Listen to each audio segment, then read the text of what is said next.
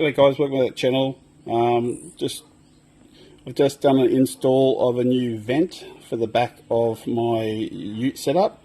So what the problem was, inside the plastic canopy that I have, so when I say plastic, it's like a hardened plastic EGR canopy. So you can see there, it's about 6mm thick. So what the problem is that it's quite hot inside, and I've also got the fridge running. I've got batteries, and I've also purchased a fire hydrant. And one of the requirements for the fire hydrant, it's meant to be in a cool area. It's not meant to go over 40 degrees Celsius. So for me to actually put this in my vehicle, I have to have something that has an open entry into the back of the canopy. So what I've decided to go with, I'll put photos up of it as well. A vent that actually aerates everything. So air actually, as you're driving, air actually goes through the front part, which is this entry here, and goes through the back section. I'll put some photos up on how that works a bit later on, but yep, I did that install today.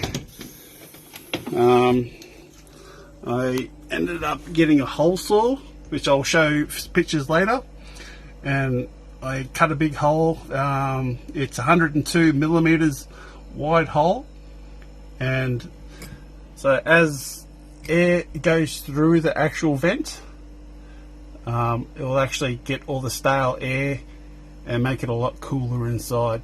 And as you may know, with pressure chambers as well, if it's in the sun, hot air rises, so it's got a place for it to escape.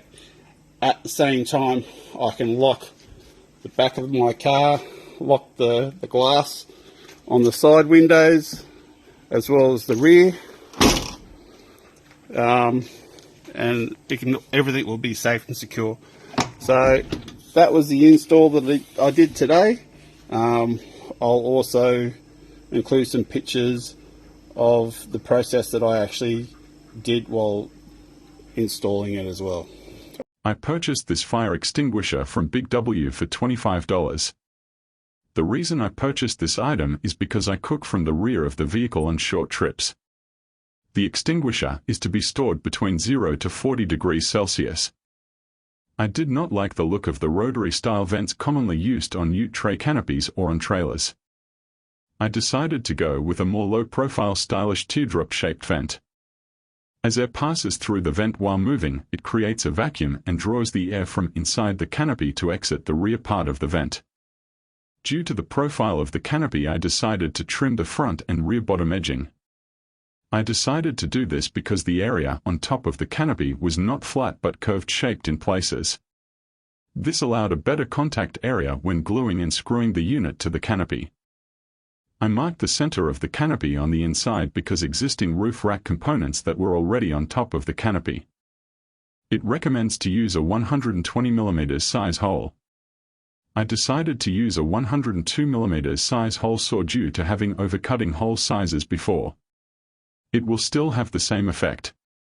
Make sure you use number 1 speed on your cordless drill. I used auto and construction sealant. This is used vehicle windscreens and is the correct sealant used for this application. I like to use the squeeze tube for automotive applications. I used an even amount of Sikaflex on the contact area of the bottom part of the vent. Then I used a tapping screws to fasten down the vent to the canopy. Pop rivets can also be used. This is a side-on view which shows the front entry of the vent.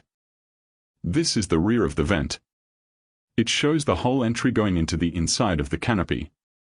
When the vehicle is in motion and if it is raining, air force that travels through the vent bypasses the rear entry hole, not allowing any water to go inside the canopy. Alright, thanks for listening, and talk to you soon.